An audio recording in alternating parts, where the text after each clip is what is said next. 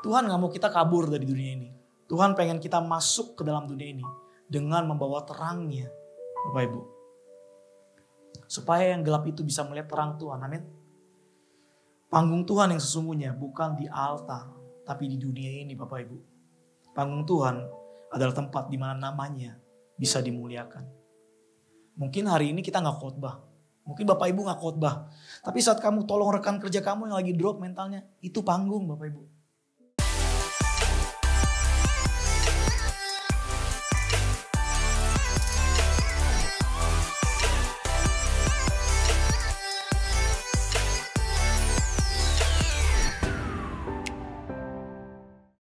Nah, wow. Semuanya bersemangat ya menikmati pujian penyembahan hari ini. Kita diberkati dengan luar biasa banget dan saya percaya hari ini saatnya ketika pujian penyembahan sudah selesai kita naikkan, harusnya tanah hati kita udah bersubur, amin. Dan udah siap menerima kebenaran firman Tuhan. Dan saya berdoa hari ini ketika kita sama-sama mendengar kebenaran firman Tuhan ini, kita gak cuma jadi informasi, tapi kita bisa praktekkan di luar sana, di dalam kehidupan kita sehari-hari, amin. Supaya apa, nama Tuhan lagi-lagi dipermuliakan, bukan kita lagi, Bapak Ibu, amin. Nah, saya sekedar mau mengingatkan aja, bulan ini kita udah bahas begitu banyak tentang yang namanya pelayanan, bener ya?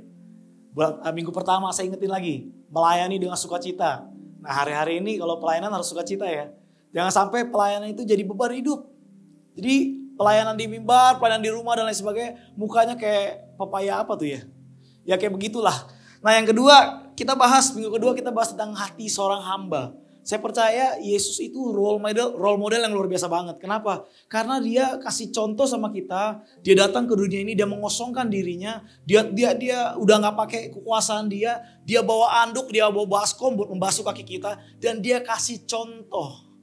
Kita boleh jadi anak Tuhan. Tapi ingat, ketika kita melayani Tuhan, kita harus tetap pakai hati seorang hamba. Amin. Yang ketiga, kita bahas panggilan kita kemarin. Pastor Jesse Lantang. Jangan sampai kita lupa ya siapa diri kita dan lain sebagainya. Dan saya berdoa hari ini kita belajar banyak bulan-bulan ini supaya kita tidak sia-sia. Dan Bapak Ibu saya berharap yang mau nyatet silakan nyatet. Nah, di tengah dunia ini yang semakin ribut sama pencarian jati diri Bapak Ibu. Saya percaya kita tumbuh dan kita ada di tengah generasi yang lagi nanya, Tuhan kenapa saya ada di dunia ini? Benar gak? Pernah dengar pertanyaan itu dari teman-teman sekitar, kenapa sih gue ada di dunia ini? Kenapa sih? Nah saya mau bilang gini, pertanyaan seperti itu terdengar rohani banget. Tapi saya mau bilang ada pertanyaan yang mesti next level yang kita punya. Kenapa? Kalau kita masih berkutat di, kenapa Tuhan aku ada di sini? Seringkali gini, fokusnya masih ke aku Tuhan. Kenapa aku ada? Kenapa hidupku seperti ini? Kenapa gak seperti dia? Dan lagi-lagi aku. Kita cenderung bandingkan diri kita sama orang lain. Dan saya mau berdoa gini. Ketika kita lakukan itu, kita seringkali gak sadar kadang-kadang kita cari jawabannya tuh lewat apa? Lewat Instagram quotes. Lewat YouTube motivasi. Lewat podcast pengembangan diri. Gak salah lagi-lagi. Boleh. Tapi kalau cuma fokusnya sampai di titik Tuhan kenapa aku ada. Kita akan level paling rendah Bapak Ibu. Tapi hari ini saya pengen ngajak saudara untuk berhenti sebentar. Dan coba dengerin ini baik-baik. Kita jangan sampai berhenti cuma bilang, Tuhan kenapa aku ada. Pertanyaan yang lebih penting kenapa aku hidup tuh bukan itu doang Bapak Ibu. Tapi pertanyaan yang patut kita renungkan. Tuhan, kenapa aku diperlengkapi Tuhan? Kenapa aku harus dengar firman Tuhan? Kenapa tadi aku harus pemuritan? Kenapa Rumah Harmoni harus bikin discipleship 1, 2, 3? Terus kita ikut, kita di dalamnya dan lain sebagainya. Tadi, murid. Nah pertanyaannya, saya bilang gini Bapak Ibu. Tuhan memanggil kita bukan untuk jadi apa adanya. Tuhan panggil kita, dia pasti perlengkapi kita. Nah masalahnya adalah ketika kita dilengkapi Tuhan, buat apa? Itu yang paling penting. Kenapa sih Tuhan saya harus belajar ini, saya harus berdalam ini dan lain sebagainya. Kenapa Tuhan? Kita buka Efesus 2 ayat 10. Efesus 2 ayat 10 ngomong seperti ini.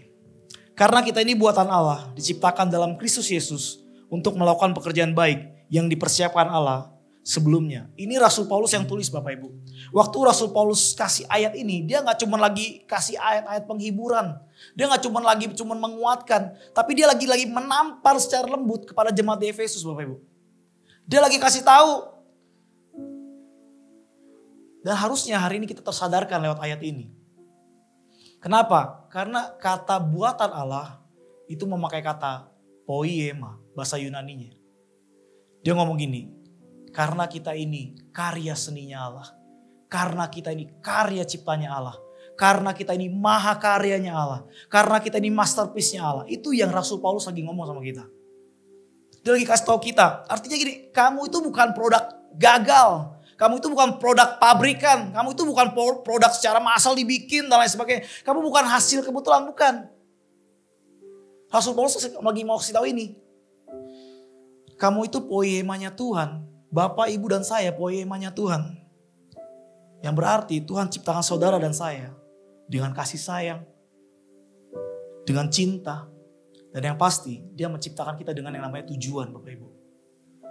Tuhan lagi ciptakan kita dengan yang namanya tujuan. Dengar nih, waktu Tuhan bentuk hidup kita, dia nggak pakai pola yang umum, Bapak Ibu. Dia bentuk kita pakai kombinasi yang unik.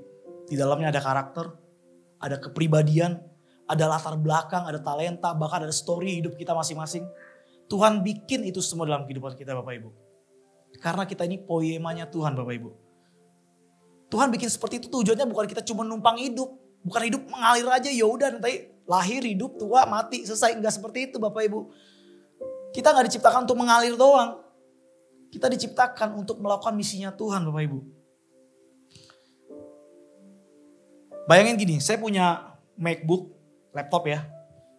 Yang Pro ya, estimasinya 40 jutaan lah. Terus masalahnya laptop itu saya pakai cuma buat ketik Word doang.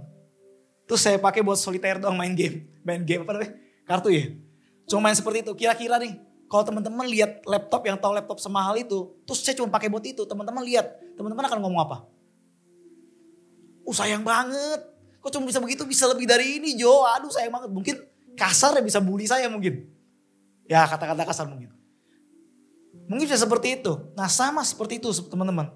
Tuhan kasih kita hidup, Tuhan kasih kita talenta, Tuhan kasih pengalaman. Bahkan Tuhan kadang-kadang izinkan luka-luka yang membentuk karakter kita. Dan kita pakai itu cuma buat bertahan hidup masalahnya. Kita pakai itu cuma buat cari uang. Kita pakai itu cuma bikin supaya kita jangan gagal, jangan gagal, jangan gagal.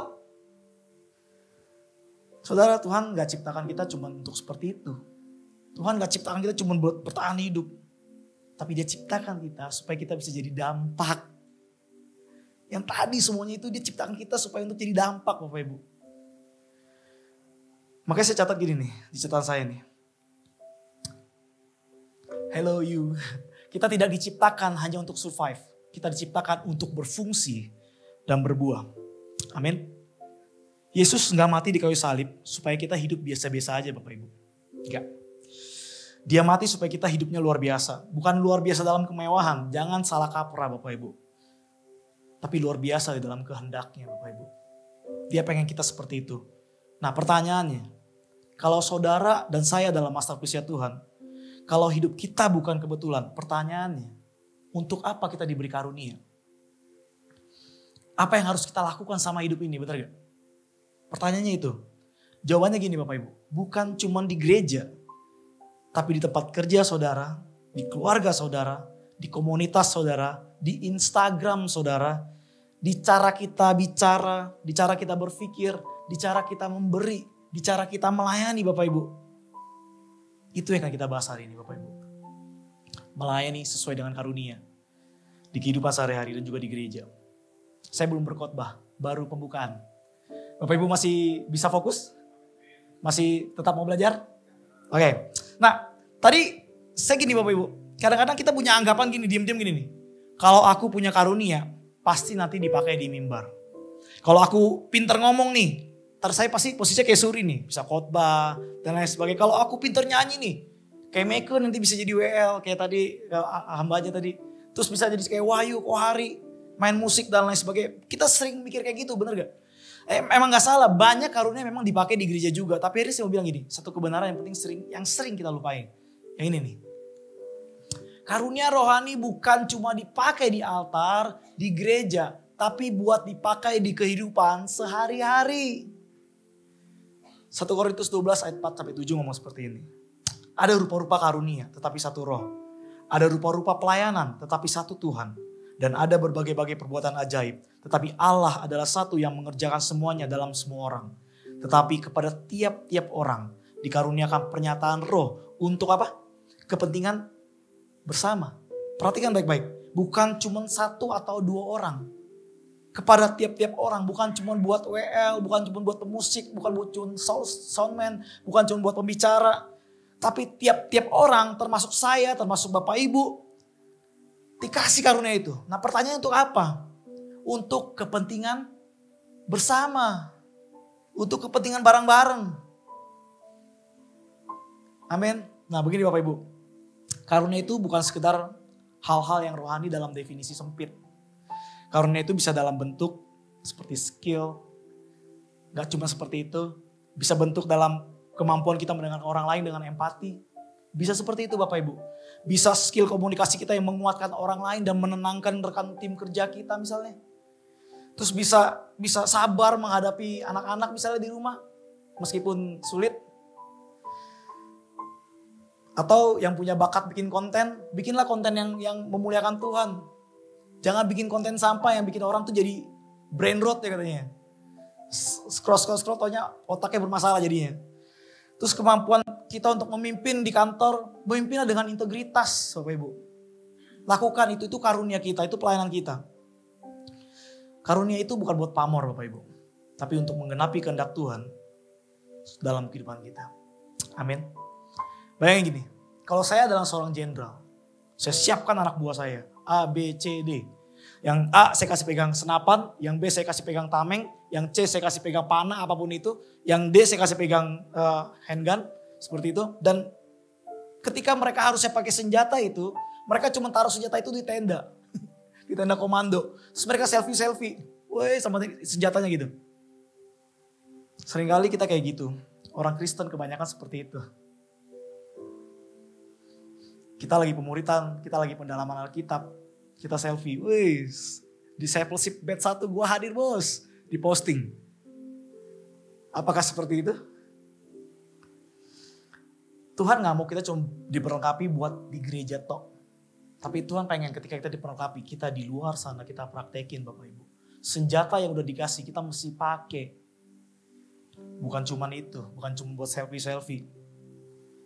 Kalau saudara tahu tujuannya, kita kenapa diciptakan. Harusnya kita harus bangga bahwa Tuhan penciptaan kita dengan karunia yang begitu keren Bapak Ibu. Supaya apa? Supaya kita bisa berfungsi di medan kehidupan kita Bapak Ibu. Di mana? Di rumahmu, di kantormu, di komunitasmu, di kampus. Lagi-lagi di media sosial penting. Apa yang kita posting, itu pengaruh. Orang lain lihat.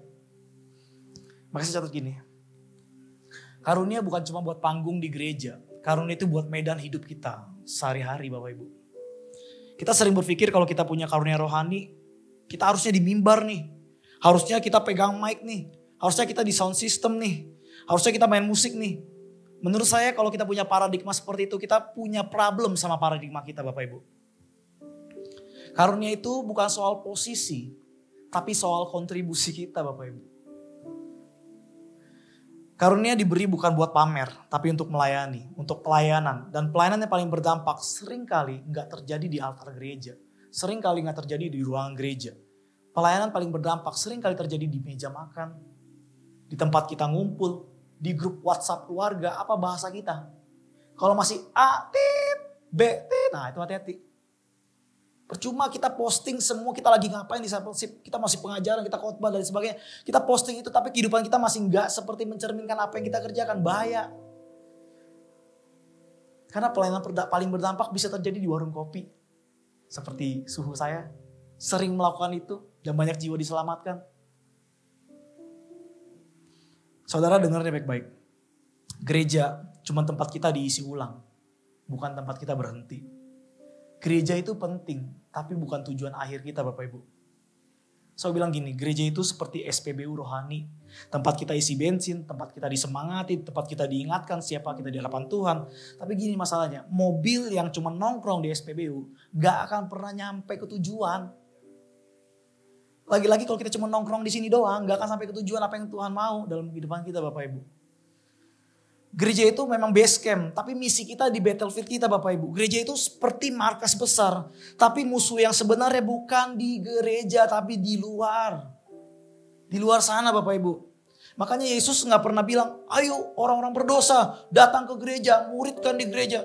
Yesus justru bilang gini, pergilah jadikanlah semua bangsa muridku. Dia suruh kita pergi ke dunia jadi terang, jadi garam Bapak Ibu. Tuhan gak mau kita kabur dari dunia ini. Tuhan pengen kita masuk ke dalam dunia ini dengan membawa terangnya Bapak Ibu. Supaya yang gelap itu bisa melihat terang Tuhan, amin. Panggung Tuhan yang sesungguhnya bukan di altar, tapi di dunia ini Bapak Ibu. Panggung Tuhan adalah tempat di mana namanya bisa dimuliakan. Mungkin hari ini kita gak khotbah. Mungkin Bapak Ibu gak khotbah. Tapi saat kamu tolong rekan kerja kamu yang lagi drop mentalnya, itu panggung Bapak Ibu. Saat kamu lagi doain anak-anak sebelum berangkat sekolah, itu panggung. Saat kita menolak korupsi di kantor misalnya, itu panggung kita Bapak Ibu. Panggung Tuhan Bapak Ibu. Jadi suami, jadi istri, jadi orang tua, jadi teman yang mencerminkan Kristus. Itu panggung Bapak Ibu. Makanya saya catat begini. Panggung Tuhan bukan hanya di gereja. Tapi dimanapun kamu berdiri hari ini. Dan nama Tuhan bisa ditinggikan. Itu panggungnya Tuhan Bapak Ibu. Dengar Bapak Ibu. Karunia kamu bukan untuk dikunci di hari Minggu aja Bapak Ibu. Karunia yang Tuhan berikan dalam kehidupan kita harus hidup dari Senin sampai Sabtu. Gak cuma di hari Minggu kita kelihatan seperti orang-orang yang rohaniawan. Tapi dalam kehidupan sehari-hari. Saya bilang gini, dunia gak butuh lebih banyak orang Kristen yang cuma mau duduk di gereja. Dunia gak butuh itu. Dunia butuh lebih banyak orang Kristen yang mau pakai karunianya di tempat kerja, di rumah, di pasar, di kampus, di media sosial Bapak Ibu. Itu yang Tuhan mau, dunia butuh itu. Dan kita hampir-hampir gak mengerjakan itu. Kita simpan itu cuma buat di hari Minggu.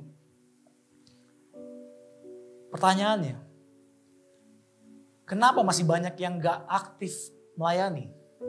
Sekali lagi, saya gak punya tendensi menghakimi siapapun. Semua orang percaya tahu dia punya karunia. Tapi pertanyaannya kenapa masih banyak orang yang gak melayani? Orang yang mau duduk diam aja di bangku. Orang yang gak mau tahu apa-apa. Nah kita akan bahas realita ini Bapak Ibu. Kalau kita mau jujur nih hari ini Bapak Ibu. Banyak dari kita yang tahu kan. Kita semua ini pasti punya karunia. Kalau kita mau jujur. Dan karunia kita satu sama lain mungkin gak sama ya. Mungkin gak ada yang sama. Tapi pertanyaannya kenapa masih ada orang-orang yang memutuskan gak mau melayani. Saya yakin jawabannya bukan karena kita gak mau. Tapi karena masih ada suara-suara sumbang di dalam hati kita yang membatasi kita untuk mau melayani. Coba deh, mungkin saudara dengar suara ini pernah timbul gak di dalam hati saudara nih? Aku sih gak sepandai dia. Aku terlalu sibuk, nanti deh kalau udah gak repot. Saya kan bukan pendeta, saya bukan penginjil, bukan tugas saya ngapain. Aku takut salah. Takut nih kalau salah ngomong tadi diomongin. Saya tuh bingung. Karunia siapa sih? Pernah gak timbul suara seperti itu? Dan itu ternyata yang bikin kita gak pelayanan. Jadi saudara saya mau bilang gini. Masalahnya bukan karunia apa. Bukan masalah. Jadi ini adalah masalah persepsi Bapak Ibu. Kita bukan kekurangan talenta lagi-lagi. Tapi kita kelebihan overthinking. Kita kelebihan itu. Tuhan udah kasih banyak. Dan kita terlalu overthinking.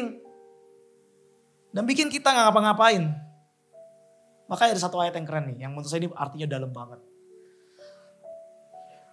Kini datanglah juga hamba Tuhan yang menerima satu talenta itu dan berkata, Tuhan, aku tahu bahwa Tuhan adalah manusia yang kejam. Yang menuai di tempat di mana Tuhan tidak menabur. Dan yang memungut dari tempat di mana Tuhan tidak menanam. Karena itu aku takut dan pergi menyembunyikan talenta Tuhan di dalam tanah. Ini Tuhan, terimalah kepunyaan Tuhan. Saudara coba perhatikan baik-baik. Hamba ini gak pernah kehilangan talentanya, bener gak? Dia gak pernah kehilangan talentanya. Tapi dia apa? Dia sembunyiin. Dan masalahnya adalah dia sembunyiin bukan karena dia jahat. Setuju gak? Bukan karena dia jahat, tapi karena dia takut. Bukan karena dia gak punya potensi. Tapi karena dia punya persepsi yang keliru sama Tuhannya. Hamba Tuhan ini memproyeksikan ketakutannya ke karakternya Tuhan.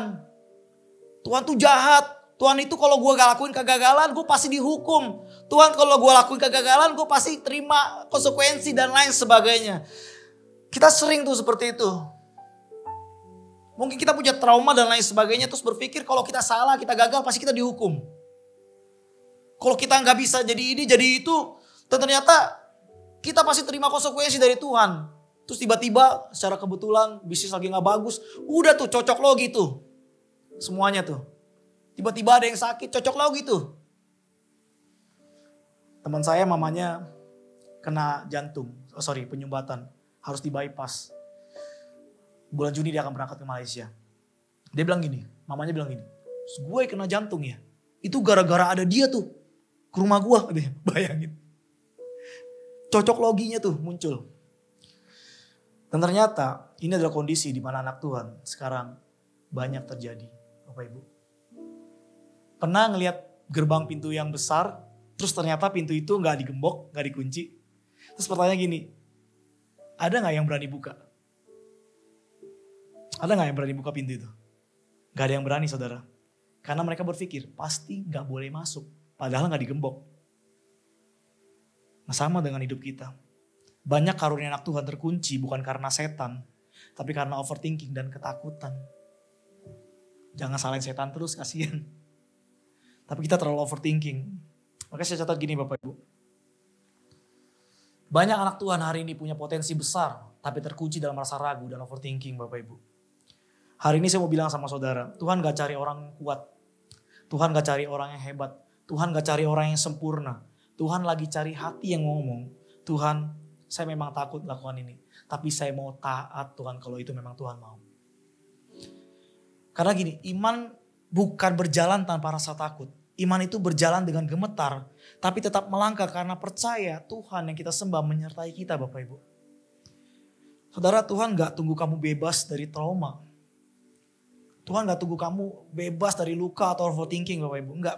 Dia cuma tunggu kamu ngomong hari ini. Tuhan, aku tahu aku gak sempurna. Tapi aku gak mau lagi kubur talenta ini Tuhan.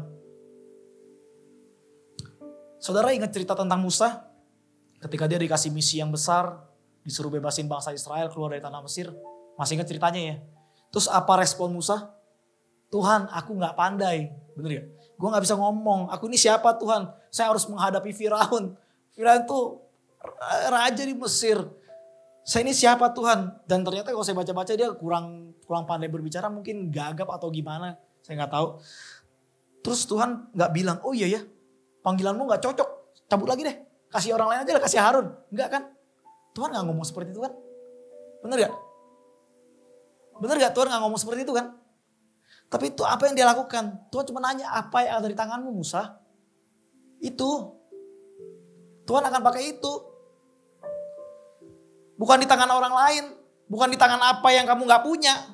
Tapi apa yang udah Tuhan titipkan, itu yang Tuhan pakai. 2 Timotius 1 ayat 6. Karena itulah kuperingatkan engkau untuk mengobarkan karunia Allah yang ada padamu oleh penumpangan tanganku atasmu. Kata mengobarkan dalam bahasa Yunani ngomong anazoperio. Artinya apa sih? Artinya bakar ulang, nyalain lagi. Paling simpel lagi nih Bapak Ibu. Bapak Ibu pernah lihat api unggun yang apinya tuh udah mulai padam tapi masih ada api-apinya gitu. Masih ada arang-arangnya gitu Bapak Ibu. Nah contohnya seperti itu. Jadi api itu sebenarnya belum padam. Api itu masih ada. Api itu belum hilang Bapak Ibu. Dan hari ini Tuhan lagi ketuk pintu hati kita. Bukan untuk menghakimi. Tapi untuk membarakan api itu lagi Bapak Ibu. Dan dia mau kita mengobarkan semua karunia yang sebenarnya bukan milik kita. Tapi dia titipkan dalam kehidupan kita. Supaya hidup kita maksimal Bapak Ibu. Coba bayangin saya beli senter. Harganya paling mahal berapa ya senternya? Ada yang sejutaan deh. Saya beli senter sejutaan Bapak Ibu. Dengan berbagai kecanggihannya Bapak Ibu. Tapi begitu saya beli, saya taruh di lemari. Saya diamin aja, saya cuekin aja. Karena saya merasa gak butuh. Karena saya merasa belum mati lampu atau apapun itu. Saya gak pakai deh. Dia 1 tahun kemudian saya pakai. Saya mau nyalain. Pertanyaannya ketika saya nyalain bisa apa enggak? Gak bisa. Pertanyaannya baterainya rusak. Atau karena saya gak pernah pakai bikin dia rusak. Karena saya gak pernah pakai Bapak Ibu. Dan seringkali kita gak bisa ngapa-ngapain. Kita gak ngerjakan apapun. Karena kita gak pernah pakai karunia yang udah Tuhan kasih dalam kehidupan kita Bapak Ibu. Kita gak pernah pakai. Saudara, karunia yang kita gak pernah pakai, yang kita gak pakai itu Bapak Ibu. Bukan karunia itu hilang, tapi bikin karunia itu padam Bapak Ibu. Dan cara untuk mengobarkannya lagi bukan dengan mikir panjang, tapi dengan cara mulai melangkah Bapak Ibu.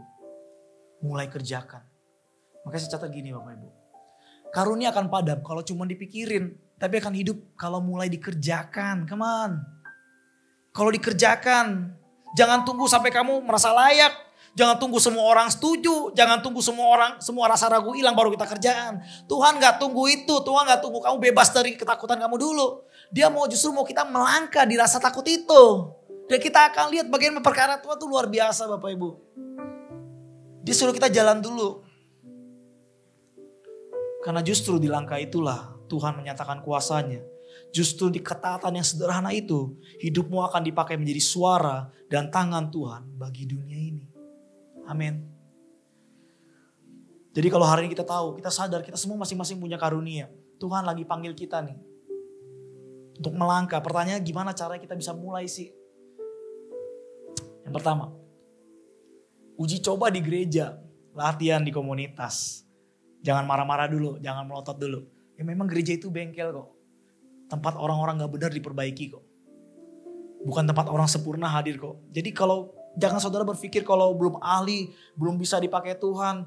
Kebenarannya Tuhan gak panggil orang yang ahli tuh. Tapi dia memampukan orang yang mau taat itu. Dia gak panggil orang-orang dengan skill penuh main. Skill penuh pelayanan, enggak. Dengan kekurangan-kekurangan Tuhan panggil yang mau taat, dia akan bentuk. Dia perlengkapi kita Bapak Ibu. Dan gereja itu bukan galeri orang sempurna. Gereja itu adalah bengkel, tempat di mana seharusnya kita dibentuk, diasah, dan dikembangkan. Kamu mau jadi usher, kamu mau bantu tim multimedia, kamu mau bantu tim doa, atau sekitar bantu beresin bangku, lakuin aja. Kerjain dari hal simple. Karena pelayanan itu bukan berbicara soal siapa yang lebih hebat, soal siapa tampil lebih jago. Tapi soal langkah kecil yang kita lakukan dengan setia. Dengar ini, pelayanan bukan ajang uji bakat, tapi pelayanan adalah tempat latihan kasih dipraktekkan. Pelayanan adalah tempat kasih dipraktekkan. Dan saudara, saya mau ingetin, jangan cuma berhenti sampai situ. Jangan cuma berhenti sampai ruangan gereja aja. Karena pelayanan kita lagi-lagi sesungguhnya bukan di ruangan gereja, lagi-lagi Bapak Ibu. Bukan cuma di altar gereja, tapi di aspal kehidupan. Wih, keren gak? Di aspal kehidupan Bapak Ibu. Pelayanan kita di situ. Di aspal kehidupan kita, bukan cuma di dalam gereja, bukan di ruangan gereja. Tapi di luar gereja, orang-orang lagi nunggu, orang-orang yang terluka lagi nunggu kita. Orang-orang lagi hidup dalam gak ada harapan, dalam keterpurukan. Lagi nunggu terangnya itu untuk datang. Dan kita ini harusnya seperti itu Bapak Ibu. Matius 5:14 ngomong gini, kamu adalah terang dunia. Saya gak catat. Kamu adalah terang dunia. Dengar baik-baik. Keluarga kita itu adalah ladang pelayanan kita. Kantor kita itu ladang pelayanan kita. Lingkaran pertemanan kita, bahkan sosial media kita, itu semua ladang pelayanan kita Bapak Ibu. Jangan terpenjara dengan pelayanan di gereja doang. Kita tetap harus pelayanan di gereja juga. Tapi yang paling penting, di luar tetap harus berdampak Bapak Ibu. Lagi-lagi saya bilang ini, jangan bilang kita gak punya ladang. Coba lihat sekeliling kita, itu misi yang Tuhan percayakan Bapak Ibu. Makanya gini, dalam Markus 16 ayat 15 ngomong seperti ini. Lalu ia berkata kepada mereka, pergilah ke seluruh dunia, beritakanlah Injil kepada segala makhluk. Kalau ngomong seluruh dunia, dia lagi gak ngomong keliling dunia Bapak Ibu. Tapi kita lagi ngomong dunia di mana kita berada, di kampus kita, dunia kerja kita, dunia sosial media kita. Itu semua dunia rumah tangga kita Bapak Ibu. Itu medan pertempuran kita yang sesungguhnya saat ini. Dan Tuhan suruh kita pergi ke sana.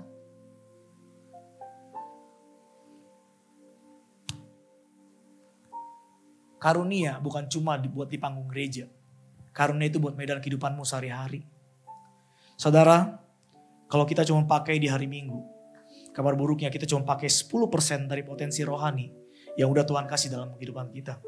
Tapi saat kita pakai itu untuk menguatkan rekan kerja kita, membimbing anak-anak kita, mendoakan sahabat-sahabat kita, di situ karunia Tuhan sedang bekerja maksimal.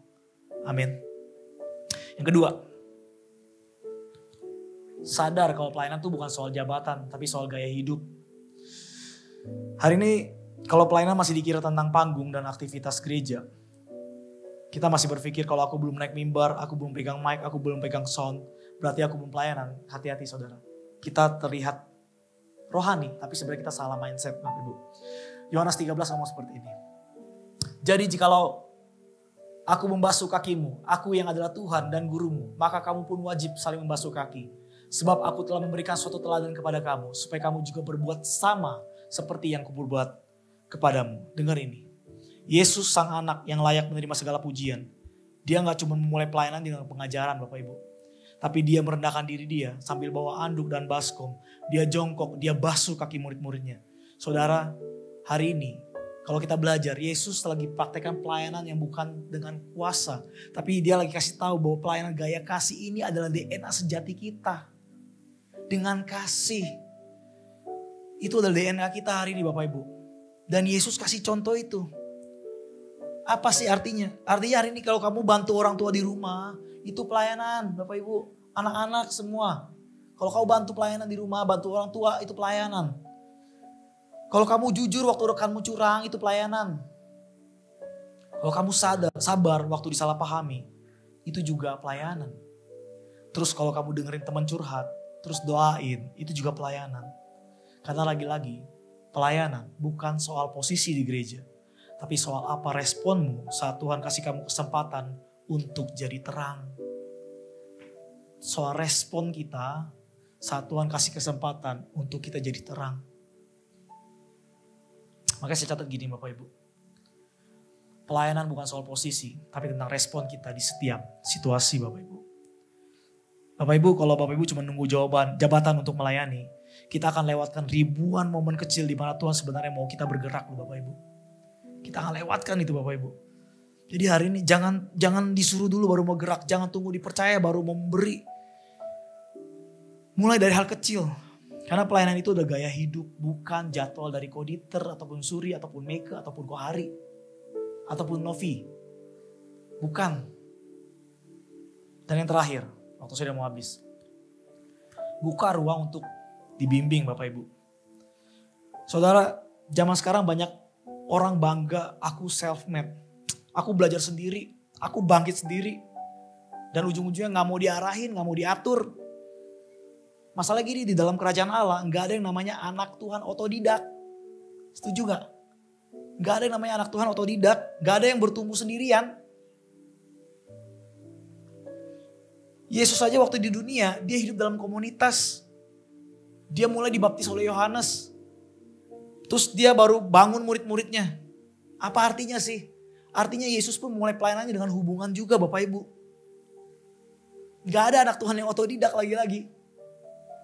Langsung ngerti semuanya, langsung bisa semuanya. Bapak Ibu, karunia kita seringkali gak selalu kelihatan di mata kita sendiri. Kita seringkali itu kelihatan oleh orang-orang di sekitar kita loh. Bisa jadi loh Bapak Ibu. Coba deh tanyain ke teman-teman terdekat. Coba tanyain mentor kamu. Coba tanyain pemimpin komsel kamu atau friend kamu. Atau sahabat rohani kamu. Coba tanyain deh. Menurut kamu kekuatan atau hal apa sih yang sering kamu lihat dalam hidup aku? Coba lihat jawaban mereka. Kadang-kadang jawabannya gak spektakuler kok. Jawabannya sederhana kok. Bisa jadi jawabannya cuma gini nih. Kamu itu sabar banget ya kalau ada tekanan. Kamu itu bisa dengerin orang dengan tulus loh. Kamu tuh peka banget sama kebutuhan orang. Hal-hal simple seperti itu. Yang bisa tahu, oh ternyata saya berfungsi seperti itu ya. Karunia rohani gak selalu muncul dari hal spektakuler. Tapi sering muncul dari hal-hal sederhana. Yang kamu lakukan dengan kasih dan konsisten, amin.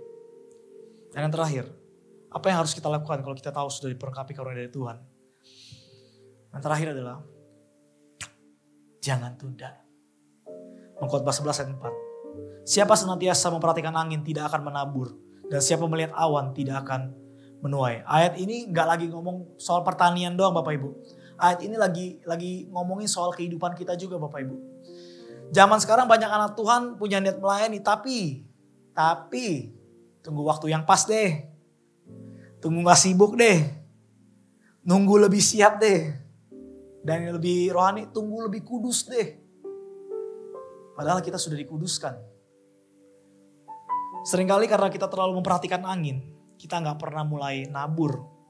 Karena terlalu sibuk menafsirkan awan, kita gak pernah menuai. Tuhan gak pernah minta kita memulai dari kesempurnaan. Dia cuma minta kita mulai dari ketaatan hari ini Bapak Ibu. Yesus gak mulai pelayanan dengan mujizat yang spektakuler. Bukan dengan bangkitin orang mati. Tapi dengan dibaptis. Dia dipimpin di padang gurun. Dan dia memanggil muridnya satu persatu. Jadi saya mau bilang, langkah kecil yang kita buat hari ini bisa berdampak besar buat generasi selanjutnya. Ayo dong, kita mulai aktifkan karunia yang Tuhan kasih dalam kehidupan kita. Gak cuma di lingkungan gereja, gak cuma di lingkungan komsel, tapi dalam kehidupan kita sehari-hari. Amin. Saya undang tim pemuji boleh naik. 1 Petrus 4 ayat 10. Saya akan segera selesai. Layanilah seorang akan yang lain, sesuai dengan karunia yang telah diperoleh tiap-tiap orang sebagai pengelola yang baik dari kasih karunia Allah. Saudara, Tuhan gak pernah kasih karunia cuma buat kamu simpen di rak rumah kamu doang. Dia kasih karunia itu untuk kita kelola, untuk kita pakai, untuk kita maksimalkan. Tujuannya bukan buat pamer, tujuannya bukan buat posisi kita, tapi untuk memuliakan Bapa di surga. Itu tujuannya. Jadi ingat, di gereja kita melayani dengan keteraturan, bagus. Tapi di dunia kita melayani dengan gaya hidup Kristus. Di rumah kita melayani dengan cinta. Di tempat kerja kita melayani dengan integritas. Di komunitas kita melayani dengan hadir dan peduli. Karena pelayanan lagi-lagi bukan soal tempat, tapi soal sikap hati kita Bapak Ibu. Jangan simpan karuniamu. Pakai habis-habisan buat kemuliaan Tuhan. Amin. Kita naikkan pujian.